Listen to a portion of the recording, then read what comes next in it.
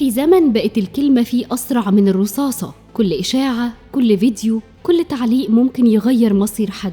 الفتن مش دايما بيكون شكلها حرب أو أزمة كبيرة، أحيانا بتبدأ بسمعتي آخر خبر، أو بيقولوا إن الشيخ ده أو الفنانة دي عملت كذا. بس قبل ما تكتب أو تشارك أو تعلق اسأل نفسك، هل أنت متأكد؟ وهل دي رسالتك أصلا حتى لو أنت متأكد؟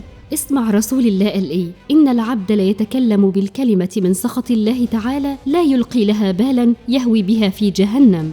يعني ممكن كلمة بسيطة تقولها في لحظة فضول أو هزار تبقى سبب في أذى إنسان أو تشويه سمعته أو حتى ذنب جاري طول العمر. لما تبص على حياة غيرك طول الوقت فأنت غالباً بتحاول تهرب من مواجهة حياتك، بتقفل على جرحك وبتفتش في جروح الناس. خليني أسألك سؤال بسيط، هل قصتك أنت مش كفاية؟ هل نفسك مش محتاجة منك اهتمام أكتر من سيرة الناس؟ لو كل واحد فينا ركز في عيوبه قبل ما يشاور على عيوب غيره، ولو كل واحد اشتغل على نفسه بدل ما يراقب غيره، المجتمع كله هيتغير.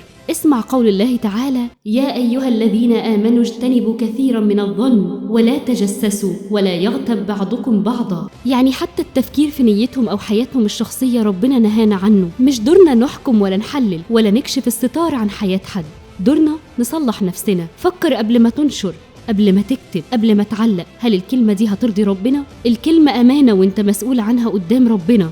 مش دايما لازم يكون عندك رأي في كل حاجة، أوقات الصمت هو أعظم موقف. ابدأ بنفسك واشتغل على قصتك انت، يمكن وقتها قصص الناس ما تبقاش بتهمك.